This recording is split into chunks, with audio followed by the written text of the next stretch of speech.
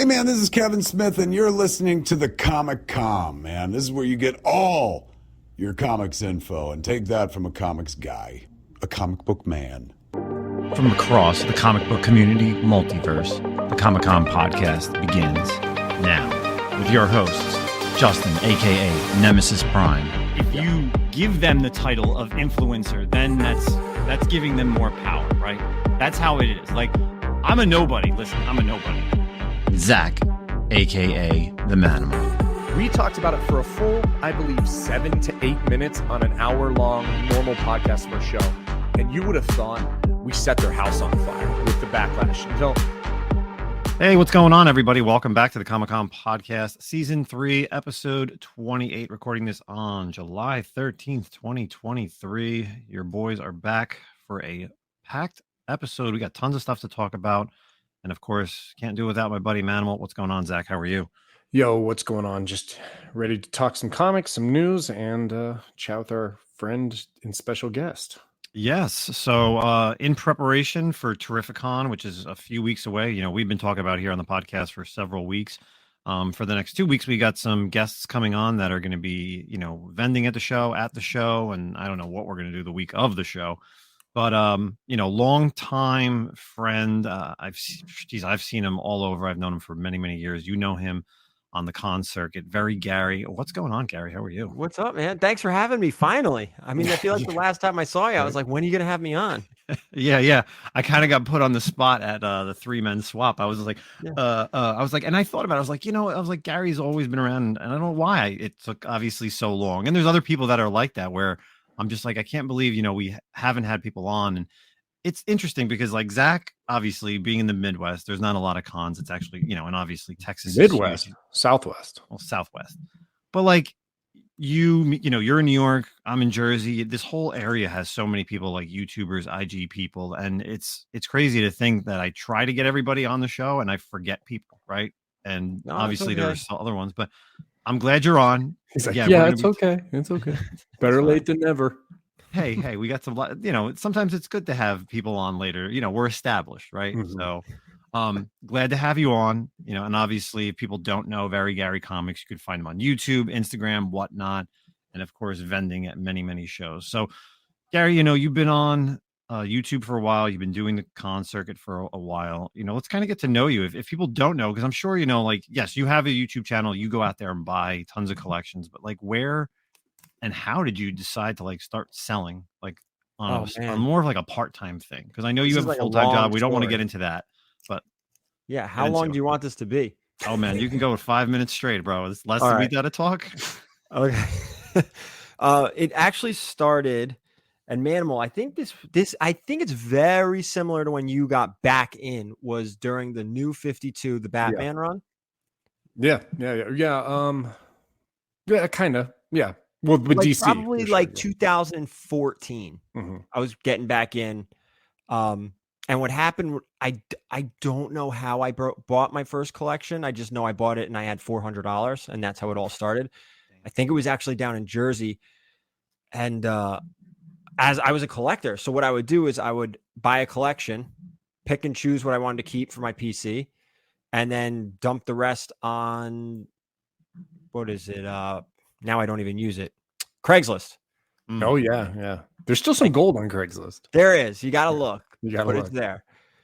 And just slowly but surely it grew. And like my wife, honestly, the way it really, really started, other than that, was my wife. I wanted to do YouTube videos on unboxing mystery boxes of like the old school mystery boxes, like Arcade 1-Up and Loot Crate and all those things, right? Yeah. And I remember watching people do it, and I'm like, I could do this, and I'm better than them. So I started buying these mystery boxes and like slowly growing, like nothing like nowadays, but slowly.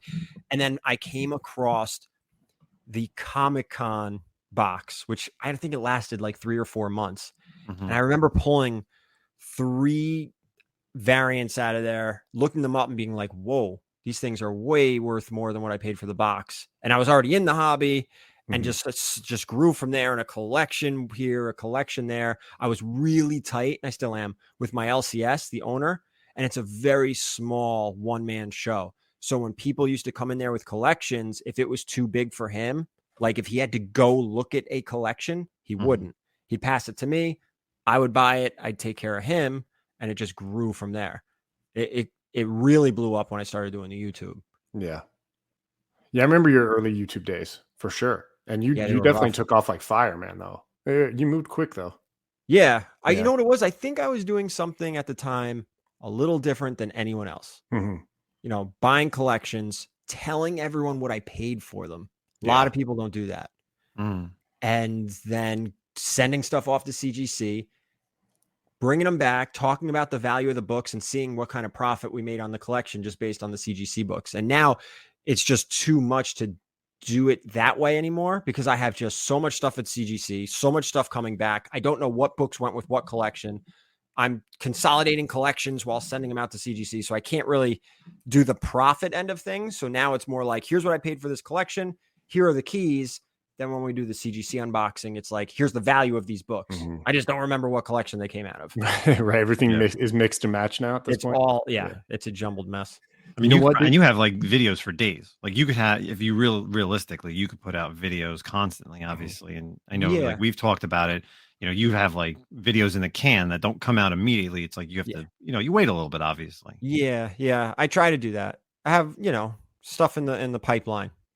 So I don't watch YouTube, man, but I have to be honest. I watched one of your videos recently because I was I don't send stuff off to CGC like ever. And I sent a couple books off like a couple weeks ago or whatever. And I was like, shit, what's the best way to pack this shit? And so I watched your video on how to pack. I CGC. put it out. Like, you know what? I'm going to trust Gary. I'll see how Gary does it. He gets good gradings back. And I followed your lead, bro. So we'll see. Good. See what happens.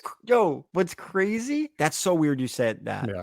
And I don't know if it was you who left did you leave a comment on that video? I never leave comments, bro. Okay. It's so funny that you even say this because literally like within the last 2 or 3 days, somebody watched that video and left a comment and said, thanks, I'm going to pack my books this way. Like literally. No, it wasn't on me, but I did it. I did definitely in my head said, thanks, Gary. I'm going to pack the books this way. You went a little, okay. So let me be honest. Your video was very informative and very awesome. And I was like, oh God, dude, that's a lot of like little pull things with tape. Like, I don't know. Okay. I don't have like the patience for shit like that.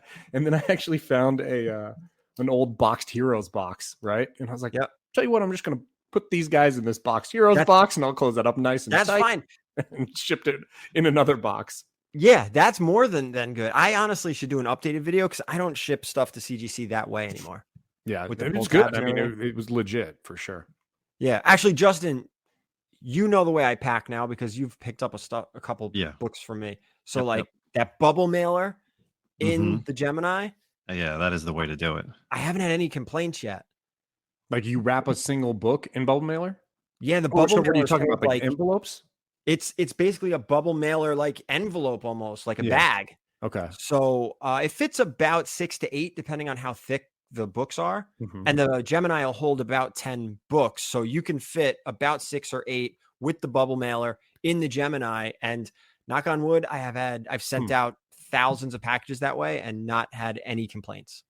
Do you still flip them like spine to spine or? Yeah, I still, Yeah, it's perfect because even, if it rains, you still have that extra cushion. Yeah, the plastic. Yeah, all that around. So yeah, you're definitely, and that's sometimes what's great. It's like you have these videos that automatically come up. So people, if you're listening out there and you want to know how to ship to CGC, check out Gary's old videos. And we've just told him to, create an updated one for CGC shipping. Because people sometimes just don't know how to do it. Like people ask me, you met my buddy Armand at King Kong and he sent out a bunch of his stuff from, his father's collection. He was asking me, he's like, oh, how should I do it? Should I just put it in like this, like a bag and this? And then I'm like, oh, no, bro. He's like, you're sending like big time books. I'm like, we're going to do this properly.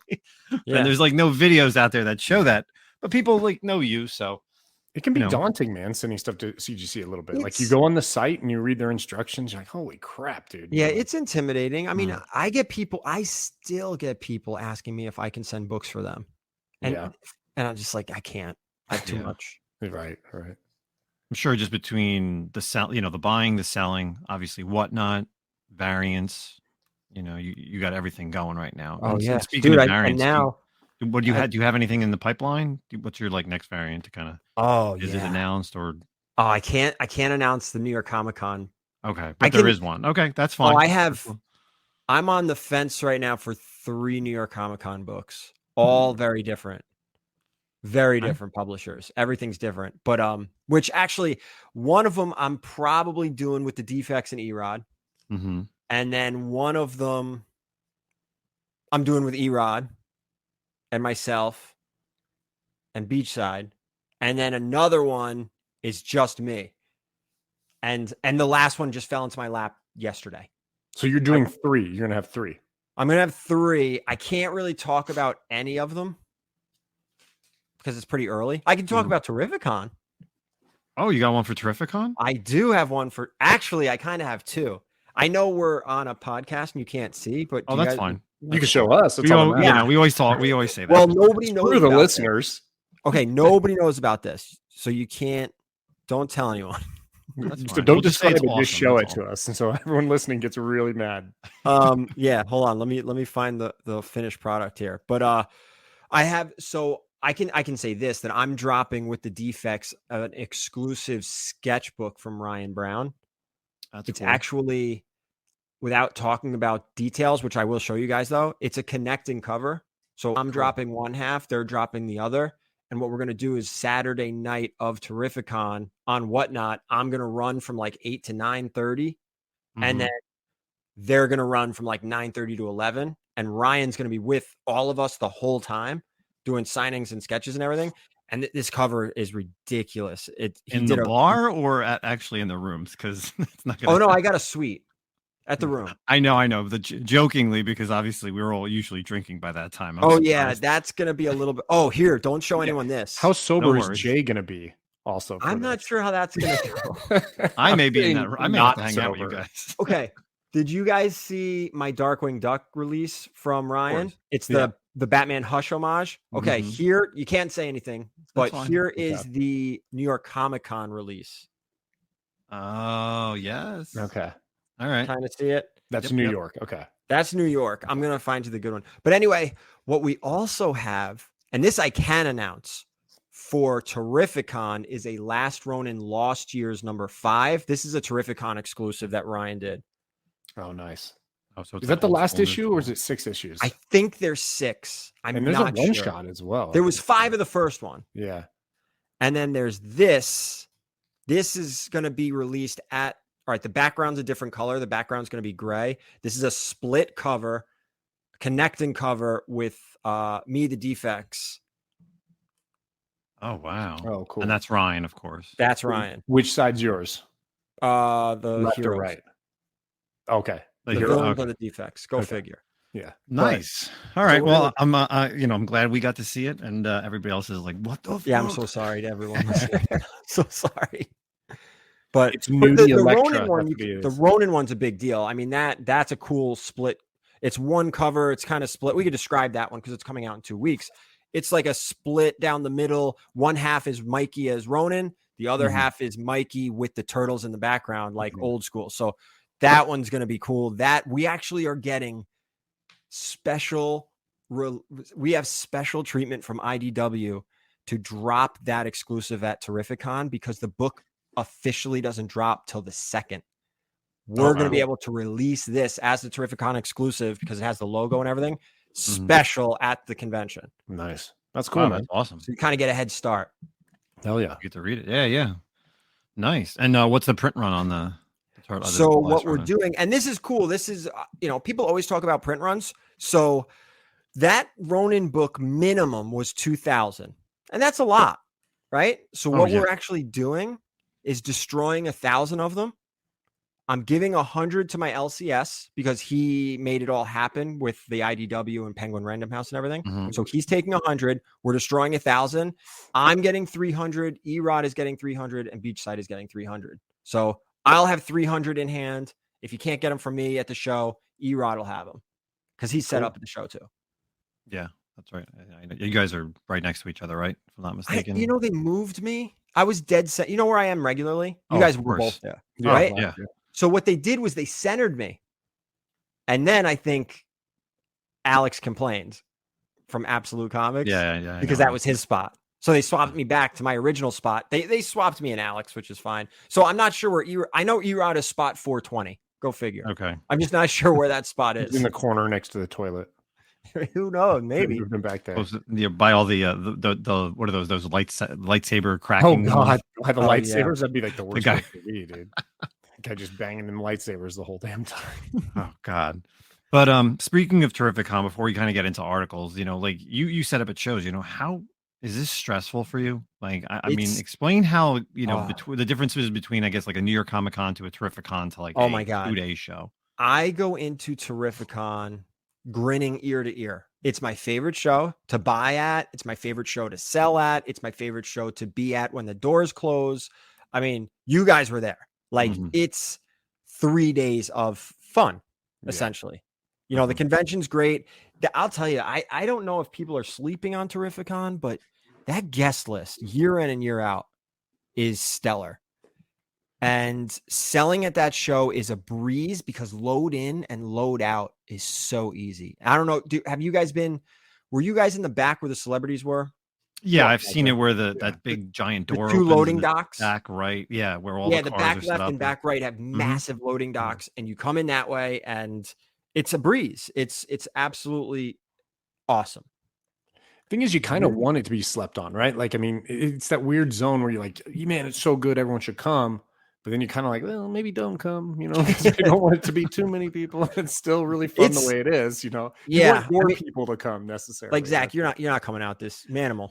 We're not using real names, right? No, it's okay. That was fine. Yeah. I can't this year, but I do think I'll be at Baltimore. Yeah, that's a phenomenal show. I've never sold there. I've only bought, and I haven't been back since pre-COVID when CGC stopped doing on-site grading. Is when I stopped. That was the going. best. That was unbelievable. So going into Terrificon, I have a smile on my face. I love it. And the cool thing too is, and you guys know this with Terrificon, you park your car, you don't need to get back in for 3 days. If you're staying in the hotel in the casino, you're just there. And you don't even have to gamble, and you'll be busy for 3 days with the people that are there. You run into artists and writers like at the bar and at restaurants. It's so much fun. Yeah, that's what we say here. It's like you literally don't ever smell fresh air unless you walk outside. No. And that's very rarely, right? Like it's basically like you said, you park your car and then you're done. Like, well, it's funny you don't see bring the up light of fresh air day. because you don't smell fresh air at New York Comic Con either for 4 days. Yeah, that's what he's talking about. There's no That's a fresh air different at cons. It's probably better at Terrificon because it's a casino and they're pumping that oxygen Yeah. to keep you awake, so you're still gambling and So everything. going into Terrificon, like I'm smiling. I'm like, all right, cool. I'll make a couple dollars. I'm going to see a bunch of people. I might find a book or two. It's just fun. I'm going to get signatures. Like that's going to happen. It's just easy to do everything. It's fairly easy to do everything. Park, load, signatures, the hotel, everything is easy.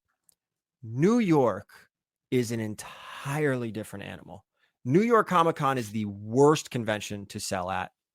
I mean, yeah, you're going to make the most money there. Hundreds of thousands of people walk through the door, but it is so stressful. It is so time consuming. Last year, when I pulled up to unload, I had my dad with me and he waited, and we took turns, but waited in queue, in line to unload our stuff for 5 hours. Jesus. Before we unloaded to the floor. It's so stressful. And then not only that, I have a U-Haul. So finding parking for a U-Haul is stressful. Yeah. Because you're not parking it in a garage. You have to find outdoor parking. And that's stressful. Not only that, the hotel is crazy expensive.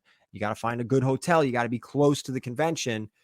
And it's just the food is expensive. Everything is just exaggerated. Money and time and stress. So is it worth it in the long run? It is worth it, but it's very stressful. Do you think you'll get to a point where you're like, you know what, man, like I'm making enough money on these other cons that like I'm going to forego NYCC? Or is it just so good that you can't forego? I mean, it's got to be really good. Yeah. I don't think so. I mean, you got to think about it. My numbers may be slightly off, but Terrificon has somewhere between 20 and 25,000 people walk through the door for 3 days. Yeah. I think New York has like 200 to 250,000 people walk through that door for 4 days. Yeah. So that's hard to compete with. I mean, everything, the booth alone, and I'll tell you guys flat out, like I have a 10 by 30 booth for New York. So 10 feet by 30 feet, right? $7,000 before I sell a book. That's not the hotel. That's not the U-Haul. That's not paying my guys. That's not inventory. Mm. That's nothing. That's not food. That's nothing. 7,000 out the door. Damn. And they don't give you anything. They don't give you a chair. They don't give you a table, a banner, nothing. A garbage pail. You get nothing. Terrificon. I think I paid for a 10 by 20, like the horseshoe, a 10 by 20 by 10, a double end cap. I think I paid like 2,500. You get tables, chairs. Is that what you had last year? Yep. Yeah, exactly. What I had last year. Yeah, I've done that now. This will be my 4th year with that setup. Okay. 2,500. So wow, man. Big difference. So, I mean, damn, that says a lot that even with all that overhead going in NYCC, it's still profitable. Yeah. You're still that profitable that it makes it worth it. Well, I'll tell you numbers after if you want. Yeah, it's got to be roughly, it's got to be like a 10K. I mean, just hotels got to be like another 15 to 2,000, and then at least $1,000. New in York food. cost me, before I sell a comic book total, New York cost me about $15,000. Holy. Oh yeah, before anything. That's the hotel, the U-Haul, the parking, the food, my guys, Yeah. the booth. Like, it adds up quickly. Wow, man. And you get no electricity. Like I go to shows for my job, and they always ask, like, as a vendor, they'll be like, "Oh, do you want electricity for the booth?" And they're like, "It's only like $100 or $50." And like, New York don't have that. No, New York, you have to pay a crazy amount for electric, and you can't even do it. They have to do it. The union has to set up your electric for you. Like, if you have stuff to plug in, they have to do it. You can't touch it. Mm-hmm. What kind of stuff would you plug in? I'm trying to think, like, well, like if you have like a light up sign, there's obviously like all the big vendors, like they have all that. But like if something like a comic guy like Gary, like I don't know if you had like a very Gary Comics thing. Yeah. I've done it one time at New York, and what I did was I had lights on the tops of my rack shining down. And I did get a lot of compliments on it, but I'm not paying like X amount of hundreds of dollars for lights. I'll hold a flashlight before I do it didn't make that much of a difference, right? No, I don't know if it sold any books or not. Look, if people are going to see the books, they're going to like it regardless of the lights on top of your right? I can't. It brings them right to your booth. Brings them in. Oh, it's got electricity. Like, look at that booth. They have lights. Yeah. Well, that's I can't pay somebody to plug in my light for me. No. Yeah, that's idiotic. It's not going to happen. But Terrificon's going to be fun. Always the same people. You know, we've brought so many people on board. Obviously, you know, I got the Canadians coming down. I know people from way out west, like Swaggle House. He was on here. He's coming. I Jay or Matt was telling me that. Yeah. Yep. Swaggle's coming out. Obviously, I'm rooming with Newbie Comics and Rocksteady and Wesley's Comics. Canadians. Yeah, I got all the Canadians this year because Zack couldn't come. So, but yeah, it's going to be wild. It's always a fun time. There's always people you meet. There's always things to do. And obviously, you know, now with Whatnot, you got this, you know, thing that you can do at night for a little bit for like an hour or so. Oh, yeah. That's cool that you're dropping some variants. I'm going every night with a different artist. That's crazy. You're selling you have it set up already or no? Yeah. Or I mean, can you tell us or? Thursday night, I'm actually going with Chris Campagna and Ryan Brown together, dual artists. They're going to be dueling sketch covers. So like, we'll do like maybe not the same character, but X-Men. So they'll each take like an X-Men blank and go. They did a dual Turtles cover where like Ryan did the villains and Chris did the Turtles. So Ryan's already going to be doing remarks on them, and so is Chris. So we'll have dual signed, dual remarked books going to auction. Friday night is like still up in the air. I have a couple things in motion, and then Saturday night is the big Ryan Brown drop. So every night I have something lined up. That's cool. Yeah, it's always fun to see you go live, like especially when you're at the show. Like like when you went live at King Kong. I'm like, this guy's like right upstairs in the hotel room, just like, you know, with like Johnny DeLargent or Mark Morales or whoever. Yeah, we did. That's what we did. Morales, Desjardins, and Ryan at King Con. That was cool. This is going to be fun. Like I splurged for the suite because I wanted everyone to be comfortable. So we've got the couches, the chair, the big, you know, the coffee table. So it's going to be a good setup because I didn't want to do it in the hallway. Remember when we did it with 3 men? We did the Otto does in the hallway, right? Yeah, I didn't want to do that with artists just because you never know who can walk by. If they shut you down, Like all of a sudden Yeah. now, like we're in the middle of an auction, we have to stop. Yeah. Or someone starts talking to the artist and they want to have conversations. And Yeah. this is not the showroom floor. Hey, come check us out tomorrow. Like Yeah. when we're Exactly. like So, whatnot. It's like live. But I so get you. and yeah, it's exciting. It's fun. It's a great show. Again, Yeah. New York is a lot of stress. It's worth it. A lot of stress. Terrificon is just a lot of fun. Yeah, I really wish I could make it this year, man. Next year, right? Yeah, so I'll be living in Washington, D.C. next year. Oh, nice. I think I'm moving out there maybe January, hopefully at the earliest January. But yeah, I'll be living full time in DC. So You'll be real close over here now. yeah, be Oh, cruising up and seeing you guys more often on the East Coast. I'm not going to ever be an East Coaster. It's just not going to happen, dude. It's not going to happen. What's an East Coaster? You weirdos. What? Yeah, man. No, I'm bringing the Southwest, Texas, and the little Midwest with me. Some politeness. That's what I would all bring to the East Coast. Oh my Yeah, that's God, what I it feel is. insulted. No, it's so true. When I went out to Dallas last year, it was so weird. Like everybody was super nice. Yeah, It was dude. just like- It's every time I go to like the East Coast, everyone's like moderately aggressive or like it's just kind of like a subtle like, oh, well, I'm not gonna hold this door for you. Like, I don't know. It's just like, God damn, dude. Jeez. Yeah. Yeah. Come to Texas is a different story, bro. Like people will open doors for you, lay out the red carpet for you. Welcome, sir, ma'am. It's great. Maybe Yeah, I'll get it's- out there. It's so different. Got to get out to a con out there. That'd be a lot of fun. I would love to go to like anything out there, like the fan expos or the Phoenix thing, and there's tons of Maybe stuff out there. Vegas. Or the Vegas show. Didn't you go to Vegas? I went to Vegas. You weren't there that year I was at Vegas? I never went to any convention west of ours. Like West of the nothing. Mississippi? You never been west Oh, of the definitely not Mississippi? west of the Mississippi. Yeah, man. Vegas is cool. Phoenix was cool. I've been to that one too.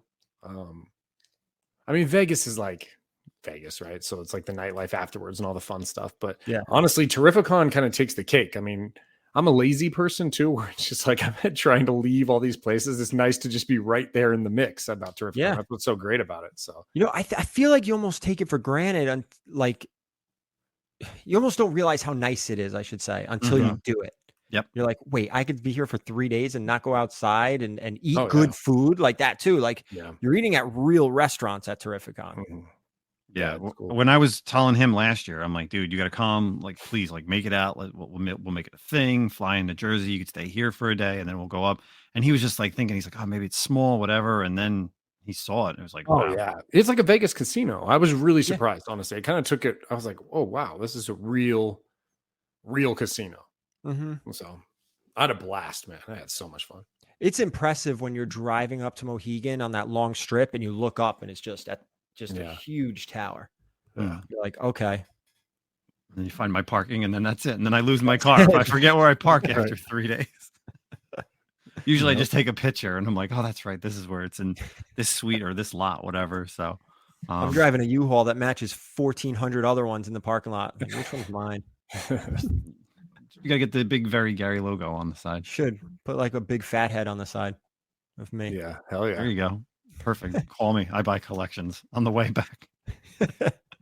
Well, appreciate it, Gary. Let's kind of get into some articles. You know, it's always fun when we have a guest on here because people kind of typically know, like Zach and I, where we're going to stand. Some people know where we're going to stand on certain things. So let's kind of get into our comic article, and then we're going to get right into all the movie and a trailer talk. So this one just got released actually yesterday over at marvel.com. So new Champions variants cover program spotlights Secret Sidekicks. A new variant cover program in October will spotlight all new young heroes based on Marvel's greatest icons.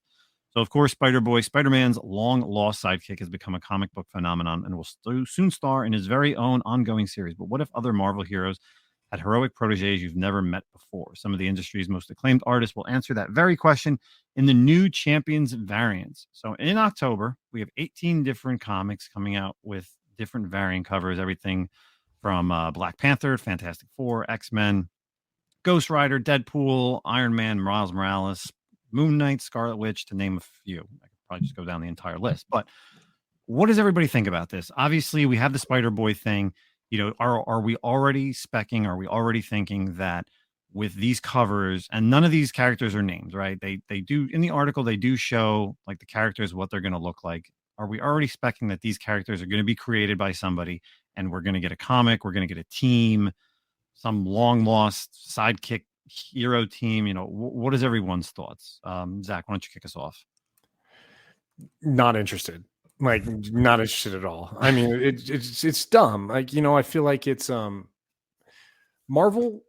The sidekicks in Marvel, that's a DC thing, man. And DC's done it and they won. There's no beating it. You're never going to go back. You can't retcon and bring like, oh, we'll retcon now there's Spider-Boy is the long lost sidekick. Like, no one cares, dude. He ain't been around. And I'm looking at this stuff too. Like, it just doesn't make any sense. And the only thing that kind of makes me happy, and I don't know yet if it's for sure, but I didn't see any X-Men. And it was really going to piss me off if I saw X-Men. I know there's like a Magneto, like a girl Magneto or something here. Yeah, there's a Wolverine. I was really gonna that pisses me off. What do you mean a sidekick for the X-Men? Yeah, it's called the New Mutants or Generation X or all the younger version of mutants that are out there. Like, there's no long lost missing sidekick mutants. Like, and then of course there's some symbiotes. Dumb. You didn't like the Ghost Rider or there is like what looks like I saw a Ghost Rider one. So X-Men 27 is a Peach Momoko. It looks like a younger Storm. That's basically what. Let me see. I would. It's the last one on the list, but. Looks dumb. I'm completely uninterested in this. That's cool. Yeah, that's what some people agree, some people disagree. Gary, what are your thoughts on this? Well, are these going to be like one shots within the stories? Like, or are these just covers? Just covers. Yeah, that's a good question. Just covers. They're just covers. Just covers. This is obviously just a cash grab. Yeah. Like, just like the Venomized covers and the villains covers, and it's a cash grab. I'm not interested in Spider-Boy, and I'm not interested in any of these. Yeah. Well, I think some it's a cash grab cooler than others. Yeah. There's some cool covers, but like, I don't know. This is Marvel being Marvel. They're milking it. They hit big with Spider-Boy, so now they're gonna ram it into the ground. Just destroy it. 100%. They just kill you with quantity. That's Marvel there. That's it. And there's gonna be people out there that buy every one. 100%. Oh, of course. And maybe one gets hot. Maybe two. Like, they're not even ratio variants. They're probably B covers, right? Mm-hmm. So that means the ones that are going to get the only ones that could possibly get hot are the ones that are on obscure titles that a lot of LCSs aren't ordering much of. Yeah. I would think like I know Moon Knight's on that list. So that's like Moon Knight sells pretty well though. Yeah, but it's not like something crazy. I mean, it's not amazing, but they won't do Spider-Man. Oh, they're doing Black Cat though. Yeah, but Black Cat's, from Amazing Spider-Man. It's on Amazing Spider-Man. Yeah, so. It's not. None of this interests me. Yeah, I don't see the weakest titles in here. Look like Black Panther to me, Miles Morales. I mean, these are all titles that don't sell well. Scarlet Witch Miles doesn't sell well. Miles can never hold his own title. Yeah, that's why it's always. Yeah, they have rebooted that thing to the number one quite a few times. That might be different nowadays. Scarlet Witch might be low, but it's a good title. I'm enjoying it. Yeah, like you said, Gary, like the Venom, like when they originally did like the Venomized covers, nobody knew about them, and all those books are hot. Anytime you find those books are hot. The Iron Man one, isn't there a Hulk one or something? I mean, obviously, there's X-Force one. Yeah, there's a few that originals way back. The old G's. Yeah. And like every now and then they do these theme months, and one random book will eventually hit. Like obviously there's like the Gwenum. Yeah, the Gwenpool. Right now, yeah, there's like the Gwenpool, which is like the first cover of Gwenpool, even though she's not in the book. There's the Gwenum book from like Guardians of Nowhere. Randomly you'll get some book, right? But I like what also you said, Zach, is that, and it's true, like DC is the place for heroes and sidekicks. Yeah. Like Marvel never had this. Marvel has their heroes, their heroes, male, female, and then they have kids. Teams. Yeah, and then that's what it is, or the younger kids, and that's just their teams. They never had like sidekicks that grow into a new character. Bucky might be the only one, dude. Yeah, Bucky and maybe Rick Jones. Those might be like the you're talking two. Golden Age. Yeah. Bucky. Like you're going way back. I mean, those might literally be the only two. Rick Jones and Bucky might be like the only two sidekicks that I can think like off the top of my head that advanced in the Marvel universe. You know what they're probably hoping for? They're going to watch the secondary market, and if there's any of these that get hot, they're going to get their own title. You know what I think would be cool about something like this, and like the Gwenum stuff or the Venomized or even like the Pride Month stuff that they do, like each like the themed books or whatever. Like they do a monster one, I think too. Yeah, like for Halloween. Monster Unleashed typically. Yeah. They should do it with like low unknown artists. That would make it cooler. There In you my go. opinion. So like, I don't give a shit about Peach Momoko. I don't know why people like her. I mean, obviously Oh, art see, is art I subjective. am right in the middle on Peach. I think some of her stuff is good and some of it's horrendous. Yeah, I don't know. She doesn't. That's not my thing. But like, I think it'd be cool. Like, stop getting those artists and start getting like no name people, like up and comers. And I feel like it's like a business model for Marvel that'd be really good as well. Like, hey, let's see what artists new and upcoming we can get first off super cheap, and let's see if the fans like them. And then maybe we hire that guy. That's actually a really good idea too, Zach. Because think of this: like, if a title does, if a cover doesn't sell well, but the artist happens to hit, the secondary market on that cover will be hot because this is their first Marvel cover. Right. Yeah. I know. That's what I mean, dude. I don't know why Marvel. They need to listen to the podcast, bro. I'm just spinning gold here. Just spinning gold every week. To me, that's a golden opportunity to expand your artist list. Yeah. And Marvel has a reputation for not being very friendly to creators. Either. I've heard that too. And so this would be a good way to kind of like bridge the gap there a little bit. I mean, you don't have to pay I've them actually anything. heard They'd be that happy too. just to be there, you know? Yep. So anyway. And yeah, you're right on the artist. Like real quick, just on like artist names, you got Peach Momoko, huge names, Jen Bartal, Mirka Andolfo, Sarah Pacelli, Chris Anka. Like they're all big names everywhere. Yeah. Yeah. Like they're on variant covers, they're on ratio variants. Everyone does exclusives. You know, if we ran down this list, everybody would probably know, I would say 75% of the names. Yeah, there's going to be some newcomers, and they also do. Marvel does that Stormbreakers thing, right? Where it's with their newer artists. That's a little new. Yeah, that's kind of the similar. Yeah, but those are signed artists already to Marvel. Those aren't like, you know, yes, they're new, growing artists, but they're already a part of the Marvel family. It's not like first time covers. Here you go. Yeah, local talent. And you know, Marvel, I mean, every freaking month is somebody's anniversary. So like you could have like Thor, like here's the Thor variants and have a whole bunch, right? Here's Thor's 50th anniversary or whatever, ends up 60th, 75th, whatever, you know, and here's this and here's that. You could do it every month or every other. And like you said, bring in a dozen new artists every month or two. Yeah. Give them a crack at it. I like that idea a lot. Won't happen. Nope. No, they'll just keep using the same artist that they have on their roster, pulling out, and then you know whatever the next big character is for this year, then that'll be the next thing. And I know how long till we get a Scotty Young Spider Boy. No, bro. I'll tell you. It'll be his number one. It'll be whatever. Yeah, that looks exactly one. like the other Spider-Man number ones he's done 500 times in Miles. The next hit is going to be some same version of Spider-Boy, but a Venom Boy or a Carnage. That's what you're coming next. That's what they'll do because that's what Marvel does is just beat you in the face with Spider-Man, dude. That's all they do. Or like and Venom, right? Like you're like Spider-Man, the Spider Family. There you go. Sales are down. Let's do another Edge of Spider-Verse run. Right. We said it was the end, but it's back. It's now Carnage Verse, which I can't believe we haven't seen Carnage Verse yet. It's coming. If you don't think it's coming, you're dumb. Like it's they just have don't they have to bring what's his name Cletus back though, isn't he dead? He's back. No, he's again. Back, yeah, he's back. It's amazing how that works. Only Uncle Ben dies in the Marvel universe, dude. The poor bastard stays dead, dude. Only poor bastard can't get. He's the only one. They can't get him back. I don't know. My man is like dead. Even in the MCU, they didn't even have Uncle Ben. He's such shitty luck. He didn't even get an MCU appearance. Yeah, Aunt May stole the show. Ben had one big line. They took it from him. Yeah, the one thing he's known for. Yeah, nope. Sorry, Uncle Ben. Damn, dude. Too bad.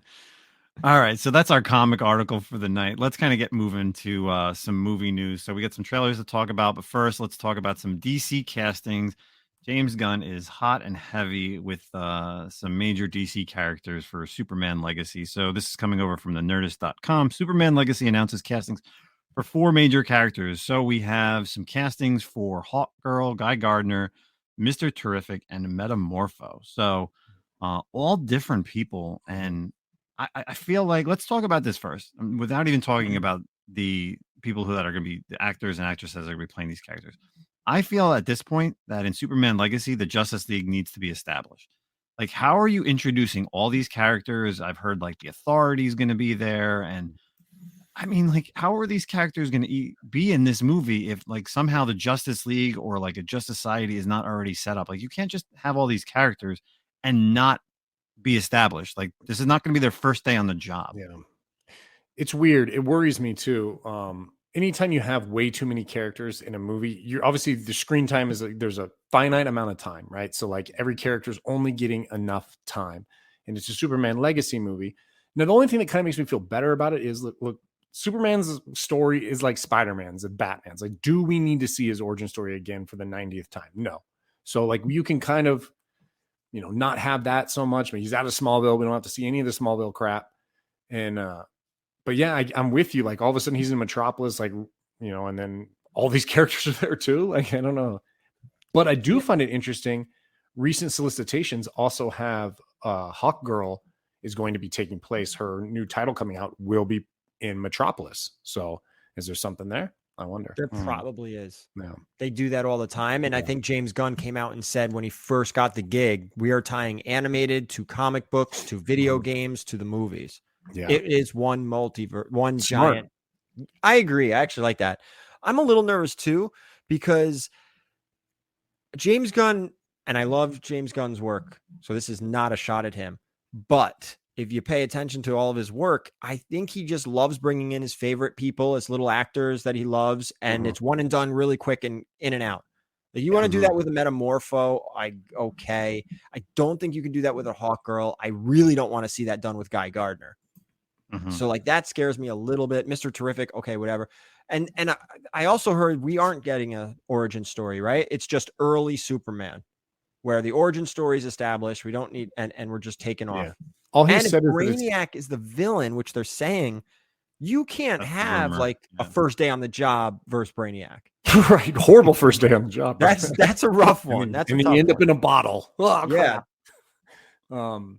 Yeah. I mean, oh gosh, I trust him though. Oh, it's supposed to be. James Gunn talked a lot about it being like the focus. It said what he's really said about the theme is the Clark Kent Superman dichotomy type situation. How does he juggle both lives? That's really all he's like kind of really put out there in terms of like what the movie is supposed to be about. So yeah, we'll see. I do have faith in him. I don't want certain DC characters to be quick throwaway characters. I want to see long-term. I want to see growth. I don't know if you're going to get the Justice League. I almost don't. I don't want to see the Justice League. I want to see, and this is where, in my opinion, I've said this before on my channel and even the defects, like DC screwed up because Marvel had like a 5 or 6 year head start and they tried to catch up. Yeah. If DC just stayed in their lane and made solid movies, you'd be surprised. I bet you they would be all right, but they played catch up. Like, has anyone taken a step back and realized we got a Suicide Squad, Birds of Prey, and every other silly Wonder Woman, Aquaman, right? The Man of Steel I liked. We had a Justice League. All these movies came out before you had a Batman movie. We still, you didn't have, you didn't introduce Green Lantern. Yeah. Like they were just rushing. It was such a waste. So I'm hoping James Gunn takes his time and does it slowly in the right way. I mean, we know James Gunn's a fantastic storyteller.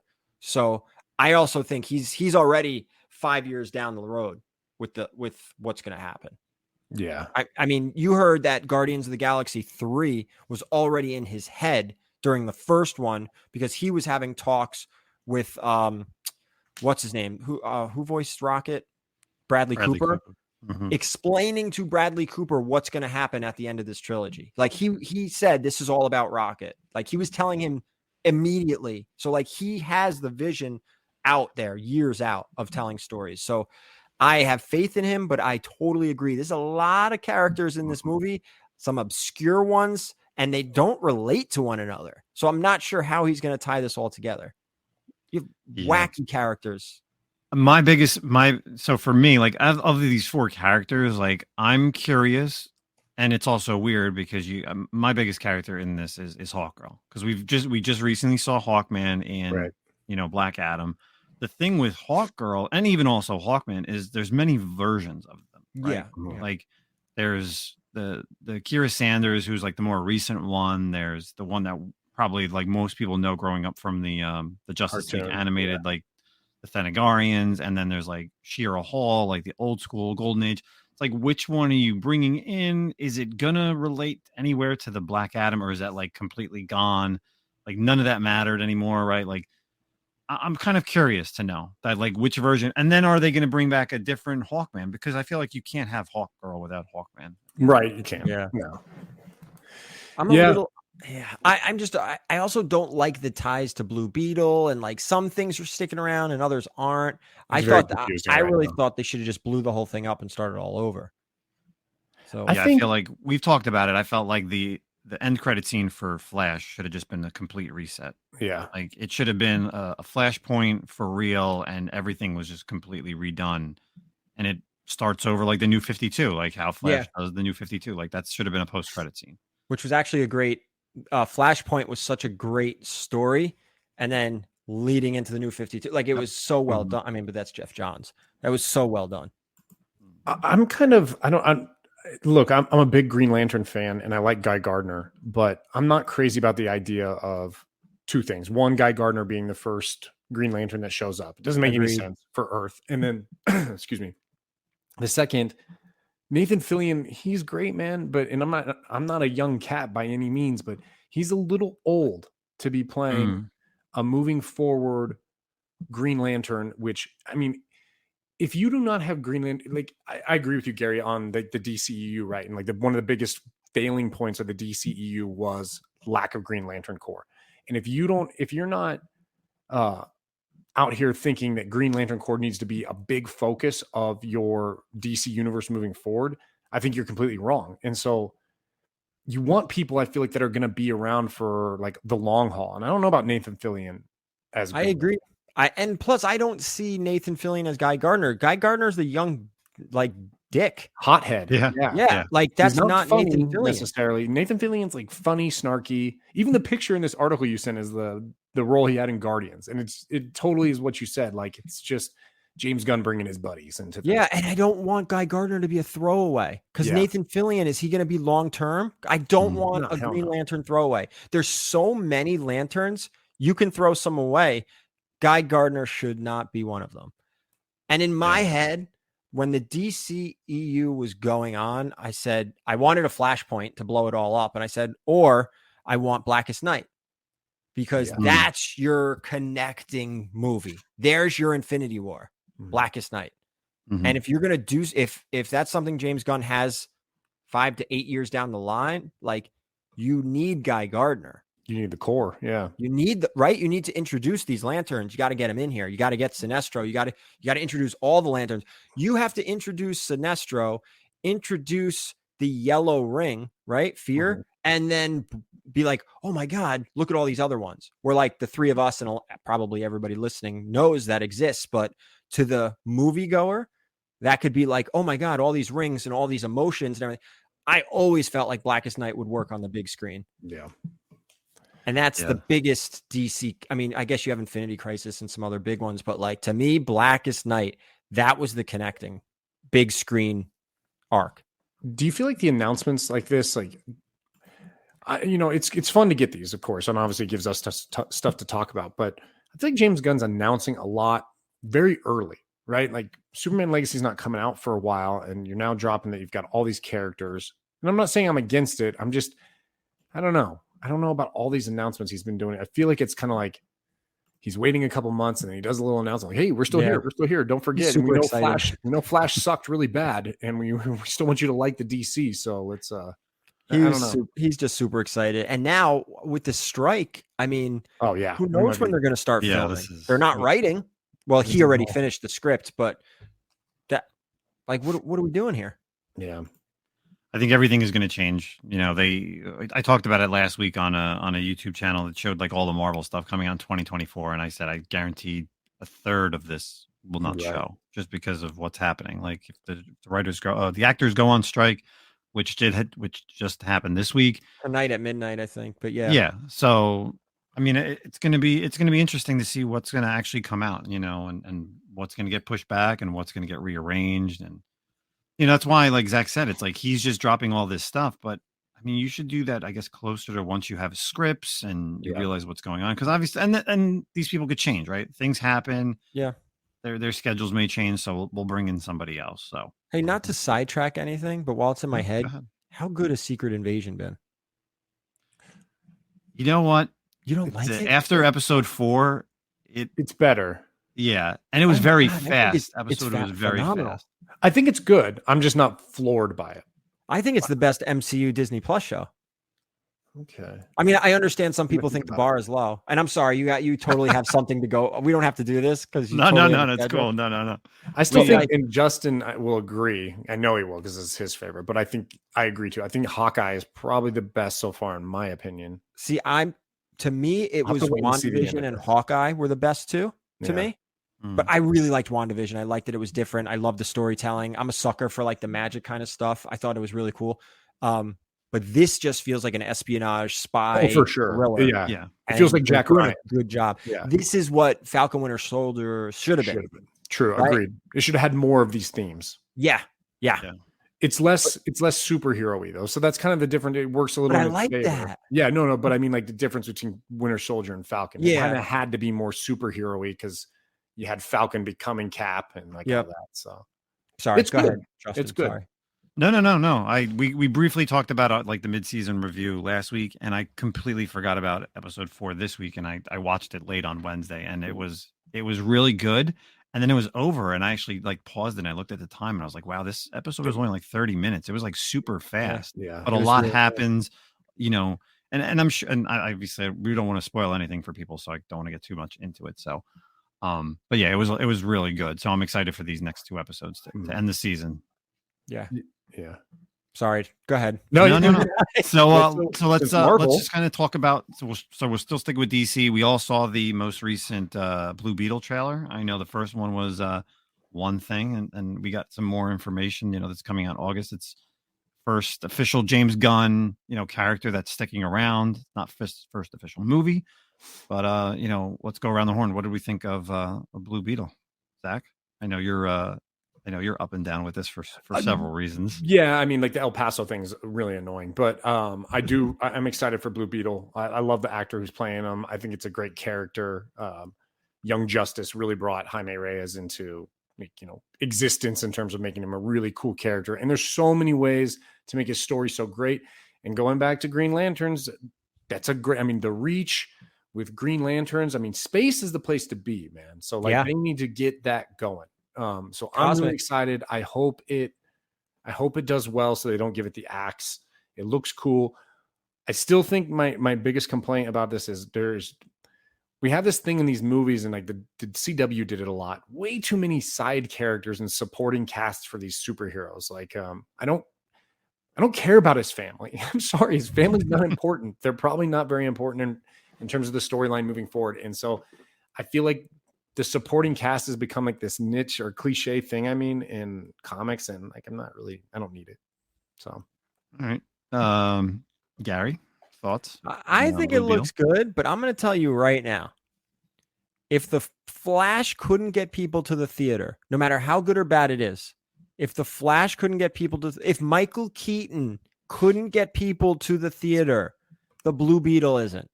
And I have a feeling that James Gunn said what he said to get people excited to be like, oh, okay, this is kind of the starting point. I'm going to go make sure to see Blue Beetle because he's sticking around.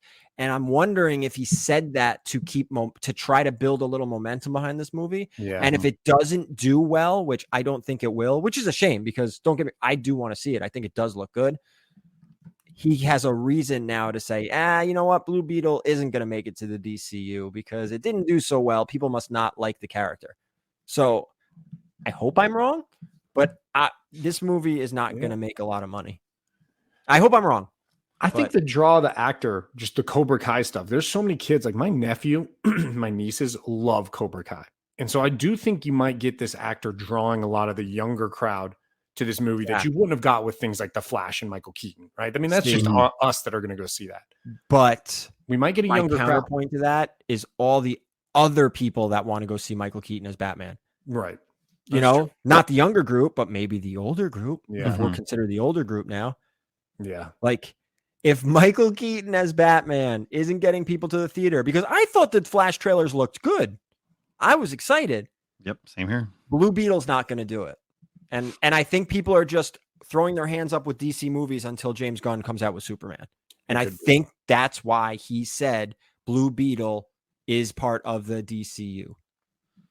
Yeah, I think I like the trailer. I think I agree with both of you and disagree with both of you on some points.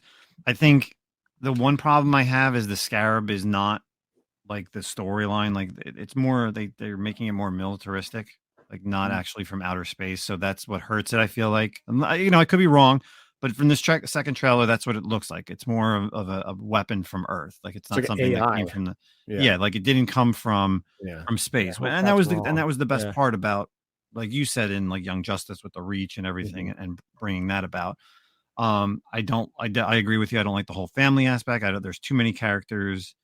I think the one thing that's really going to hurt this movie is the release date. It's the end of the summer. Like usually, you know, your summer movies start in May. They used to start like early, like late April, early May, and go into like June and then July, and then like Guardians started in May. Yeah, and then that was it.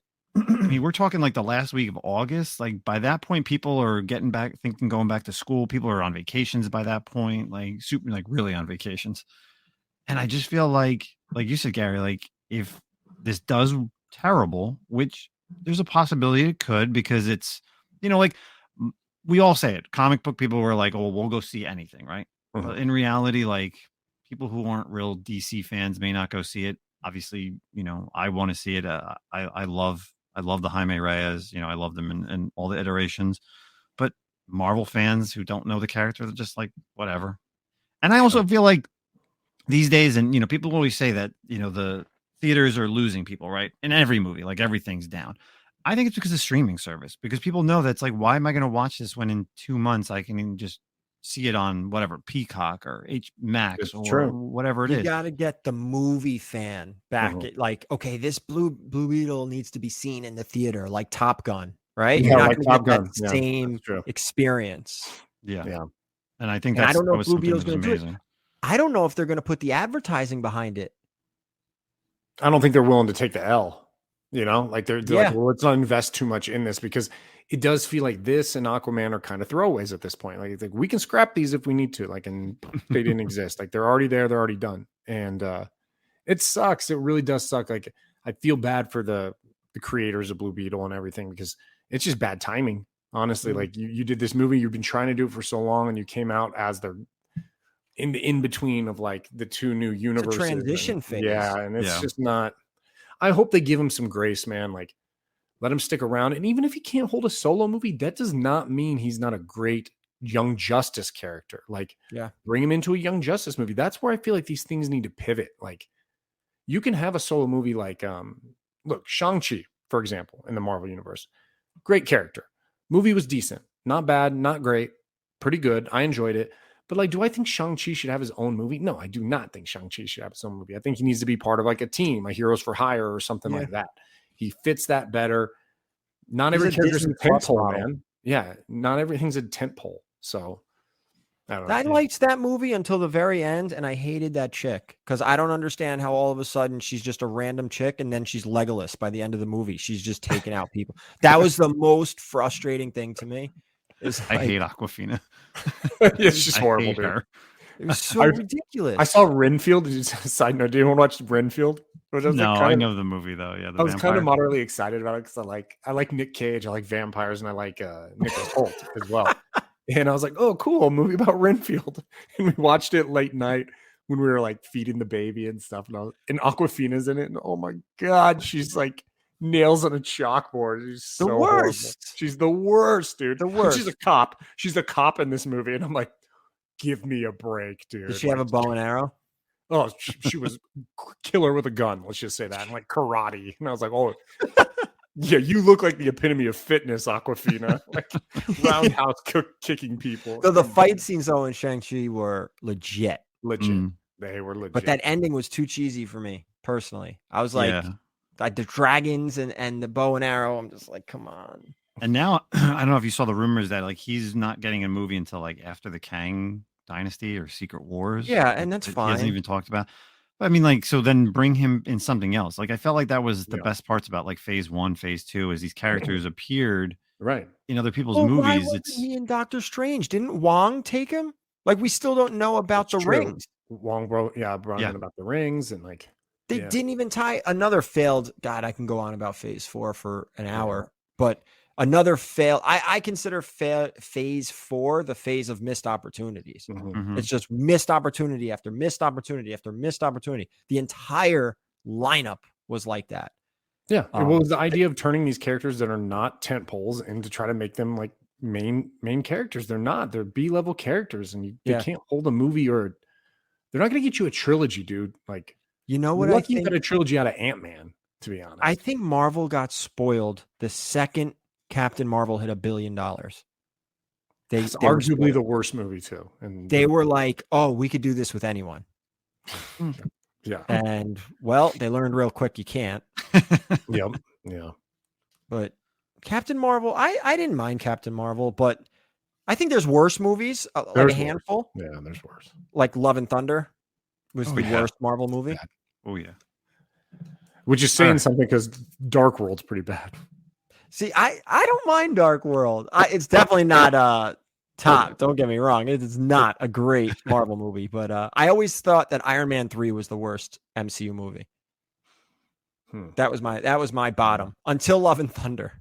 Then that is by far the worst MCU movie. Yeah, definitely. I think that was the lowest rating I ever gave a movie here on the podcast when we've done bonus content. Oh my God, it was bad. I was so pissed. Unwatchable. Oh, so pissed. You like ruined I could just Gore watch the gore Dog scenes and then that's it. That's all I want to watch is the gore scenes over and Yeah, over. And they that's like all of like ruined 5 minutes. You had an Academy Goats. I love the Award-winning Goats. actor playing one of the best one of the best recent villains in Marvel Comics, written by one of the best Thor writers in Jason Aaron, and you ruined it. And it's not even close. Like, it is just ruined. Tell me how the God Butcher killed one god in the movie. Yeah, that's You true. didn't even see it. And it's just Then you like, didn't even see it. Yeah, it's off screen. horrible. Well, But anyway, that's a whole other podcast. yeah, Bring me back we for could that do. one. Oh, I see. I love. Yeah, so, it's great having people on here because we could do like 2-hour shows. But let's kind of round out the evening with what are we currently reading. So, of course, as you know, we love talking comic books here on the podcast. And we have tons of stuff to talk about when we're not worrying about movies or TV shows or drama. So, reading it. What do we got currently reading this week? We'll go around the horn. I'm going to start off first because I'm afraid Zach's going to take my my pick of the week. So throwing some honorable mentions in this week for some good books was Something Epic 3. I really think if people are not reading Something Epic, you're missing out on a great title. The story's finally starting to move forward with the main character. It pushes actually the storyline 10 years further because some things happen and you get kind of like a villain in it finally. So if you're not reading Something Epic, please check it out. Web of Carnage #1 was very interesting read this week, and I didn't realize that Carnage the series ended, and then they're rebooting it with another #1. I didn't either until the end of that book. Yeah, it was very odd. Yeah. So I guess that's also probably setting up the Summer of Symbiotes. I guess Carnage verse. Yeah, the Carnage. Yeah, the soon to be Carnage verse announced at San Diego Comic-Con.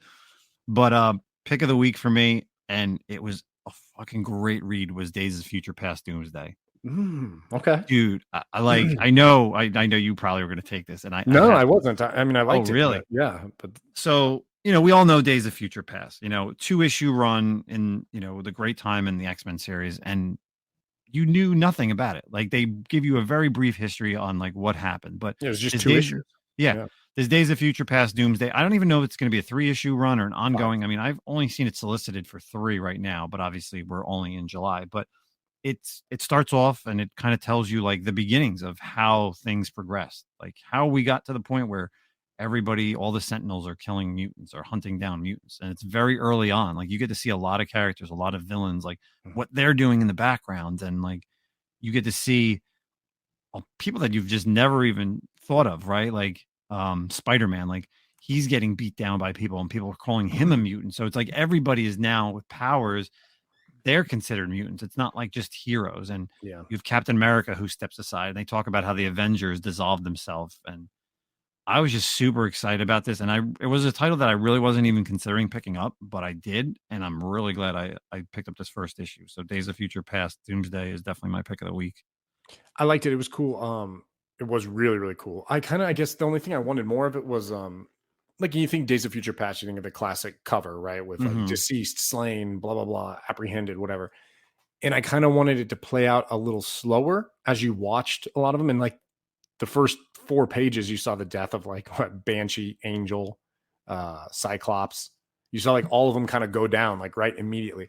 I think I kind of wanted, that's what I thought we were going to get with that title, was this is like a little bit played out and watching those characters almost like, and I wanted to see like a superimposed in my mind. It was superimposed in the page, like the new block getting like written, like slain of like, as the guy gets taken out in each book or whatever, you know, but I did enjoy it too. That was good. I think my pick of the week is going to be Moon Knight number 25. It's an oversized book this week. You see the first like MCU appearance of Scarab. I can't really pronounce her name, but Shayla. I think it's Shayla from the Moon Knight show. But really, really awesome issue. I really enjoyed this Moon Knight run in general. It's really cool. Who's writing it? Oh gosh, you had to say that. Sorry. No, I should know it. McKay. I think it's Jed McKay. Oh. Let me pull it up real quick. Zeb McKay, right? Or I'm thinking of Zeb. Jed McKay. It's Jed McKay. Yeah. I just really like the way they combine all of his personalities and everyone's like got a share. And I really like the supporting characters and the villains are interesting. With Zodiac, it's kind of like never been a Moon Knight villain, but he seems like he very much is a Moon Knight villain. They kind of like brought all the stories together, and then they've also were doing like a whole backstory thing as well with like his early days before being Moon Knight, when he was still like a mercenary with like Frenchie and some of these other characters that were introduced. All in all, awesome issue. I think this is a great Moon Knight run. I really, really enjoyed it. It's oversized. It's like, I think $7.99. It's a little bit more expensive. Yeah. So, but the Moon Knight stuff is always like a special. All his runs are, I think, like almost sleeper hits, right? Yeah, like they're Jeff pretty Lemire solid. stuff, like the Finch stuff, like they're all like solid. But the people Bendis don't realize I how didn't good like. They liked it. Other people like the Bendis stuff, but not me. Mm. But this is a good one, man. It's cool. The fights with like you're right, dude. Moon Knight is a sleeper title for sure. You got to give it a chance, and it really will surprise you, I think. But so a high ratio variant for that title is where you want to be at if you're looking for money, or a good, as long as it's a good cover. And I thought this issue. I think there's going to be some heat behind this issue, and then there's also spinning out of this is a Moon Knight miniseries called City of the Dead, which is going to be focusing on that character, the female character, Layla, her version of Scarab or whatever her character is. So Golden Scarab or something? Yeah, it's like I can't even remember at this point, but it's something like that. It's like a remake of an old character, but yeah. So it's I think these might hold some value. I think people are gonna be picking up these books. So I would if you're looking to flip, maybe if something happens with Moon Knight in the MCU. So yeah, with the Scarab, with what's because she was probably one of the cooler parts of the show. Like when she that was definitely a change. That was pretty cool. In that show. I enjoyed that aspect. Gary, what about you? Are you reading anything these days? I have nothing that I'm reading. I still have my pull list. I have Venom, Batman, Something's Killing the Children, Turtles, and Ronin are all on my pull list. What I'm actually reading is Invincible Compendium. I'm on the first compendium because I never read it. So I have all three, but that's what I'm doing. So I'm going back 20 years. I mean, how far back does Invincible go? And it's just 3 compendiums totals for the entire series? Yep. Oh, yeah, nice. I'm pretty sure it's only 3 compendiums. So that's what I'm doing. But I still have my pull list that I get. I mean, when I go to my LCS, he's got my stack of stuff that I never get to read. Like I didn't even read. I have the entire Rebirth Batman run. Did Tom King start it? Yep. Yeah. I have the whole King Tynion into who's doing it now. There's a big writer on it right now. Zdarsky. It is Zdarsky. Okay. Yeah. So damn, Zdarsky, is he still on Daredevil too? Finishing one last issue. Okay. Done. Yeah. So I have all my stuff. I just don't get to read it. If I turn the camera around right now, you guys would be laughing at the way this room looks. Well, we got 130 something issues of Batman to catch up on. I can't get stand that. seeing a stack of books in my little area that are unread. That just like drives me insane. Dude, I have short boxes unread. Yeah, But I You gotta have keep them. up, man. I have these full runs. Dude, do you go to the bathroom? Bring one book every time you go take a poop. One book. That's when I answer emails and texts and stuff. Nope, don't do that. Start reading a book of poop. There you go. You're sitting there a little longer, and you don't have to worry So about the I'll world be. outside. So let's see. In about 6 months, I'll be caught up. Yeah, dude. There you go. Wow, you're a productive pooper. One a day. Yeah, Right? one There you go. a day. Come on, man. Is that too many? No, I don't think that's I'm enough. about one a day. Yeah, I'd like You're a one a day guy. Oh my coffee, God. bro. Like, I might be a 2 or 3 time a day guy.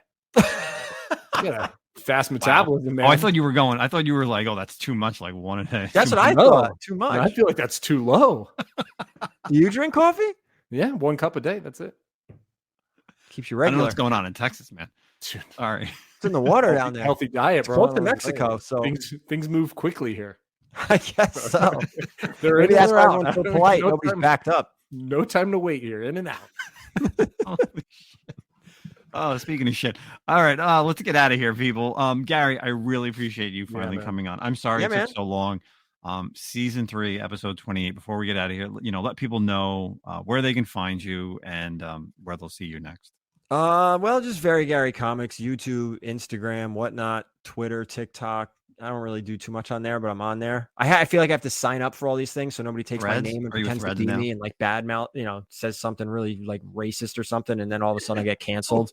So I have to scoop up all the newest things and at least make my name, get my name. And then I guess I'm not sure when this is gonna air, but Terrificon. Tomorrow. Oh, 14. tomorrow? Yep. We're dropping this every Friday. We drop this tomorrow. Oh, geez. Then yeah, Terrificon will be I mean, I sell on Whatnot every Tuesday night, but Terrificon will be the next time I'm selling in person. That's the best. So Terrificon and then New York Comic Con are your 2 next big shows. Any small shows in between? I know There's a sometimes you do. small show in November, right before Thanksgiving, called Iacon up by me in Fishkill, New York. Mhm. That's a little one. Did you come last Yeah. year? I didn't, but I should come up. It's not. It's It's an easy small. drive. It's a if it's a fun something to do on like a Saturday or something because it's a Yeah. 2-day show, right? Or is it No, a 1 day. 1 day. One Okay, day. yeah, of That's a small, and then whatever. that's going to be it for me for the year. But then I'm on Whatnot every week. course. So yeah, people, make sure you follow Gary if you don't know. Good friend. I've known him for a very long time. Great person here in the community. So for me, of course, just keep following me on Whatnot. I don't think I got anything going on this weekend, and it's just prepping for Terrificon for myself. Obviously, I'm not selling. I'm always buying, hanging out with everybody in the community. So we'll get back to more comic book talk next week. Cool. All right, guys. We'll catch you all soon. Peace out.